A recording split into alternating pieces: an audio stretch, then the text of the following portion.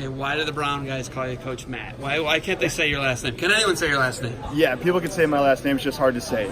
It's actually Meuleners, so it's more of an I sound than the EU that you read. So Meuleners. Yes. Okay, you were on the freestyle circuit for a while. You've been in Nebraska.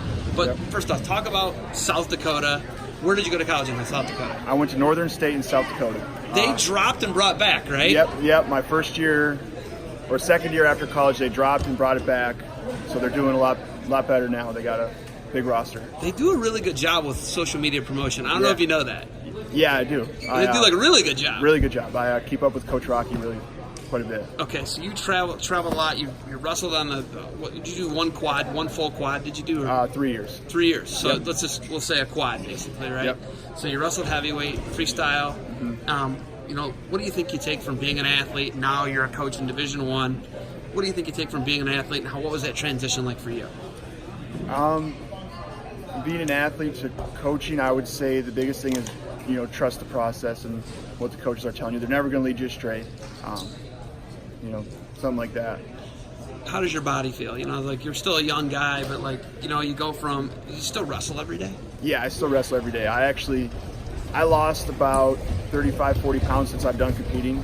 I was 260, 265, and I was still the smaller heavyweight when I was on the senior circuit, and now I'm about 230, 225. Do you feel better? A lot better. I was having a hard time just lifting as much as I could to try and keep up with the big guys like Tony Nelson, Travell, all those guys. They're big. Okay, so now, how much do you still get the itch to compete now that you're a coach? Do you still feel like, hey man, I could strap the shoes back on and give a trial or the U.S. Open a shot? Sometimes I feel like it, but then the next day I'm usually like, no, I'm good, because then I realize I got to go lift weights and train, full time, the diet, all of that. So I really like the coaching part where I just get to wrestle every day and there's nothing on the line. And you don't want to put 35 pounds back on? No. You'd have to do that, right? Well, to be competitive, right? I could go down, but Kyle Snyder's there, so he's pretty good. Yeah, he's not bad. But yeah, I mean, you'd have to lose 7 pounds, 5 pounds, something like that. Yeah, which wouldn't be bad. But you look at that. That's kind of locked up for the United States, and he's durable. Yeah. Okay, coaching. What do you come and look for? You're a young coach. What are you looking for out here? You go to tournaments, you go to all this stuff. There's a lot of things you can't really see with guys when you're at a tournament and they pin somebody in 30 seconds. Especially where you guys are at. It's hard in New England to recruit. So Brown, you've got a national recruiting base, you're the Ivy League. But what are you looking for? Kids that don't quit, kids that never put their head down no matter the score. Even if they're in a tough match in the semis and they're losing by 3 or 4, they're not putting their head down, they're not giving up if they are losing. If they're winning, they're continuing to score. Kids that work hard and have a good work ethic is what we really look for, and that's what's great about this camp is I get to watch them train and you get to see the work ethic. What's Todd say to you? You're about to jump on a plane. What's head coach Todd Beckman say to you? What's he say? Hey, look at this guy, or look for this, or we need this weight. What does he specify you as your boss? What's he tell you? We had a plan coming in here. We highlighted kids that we knew academically were already a fit that we've been talking with.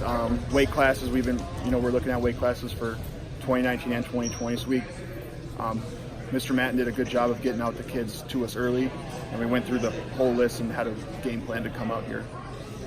There's just guys you just can't ever deal with.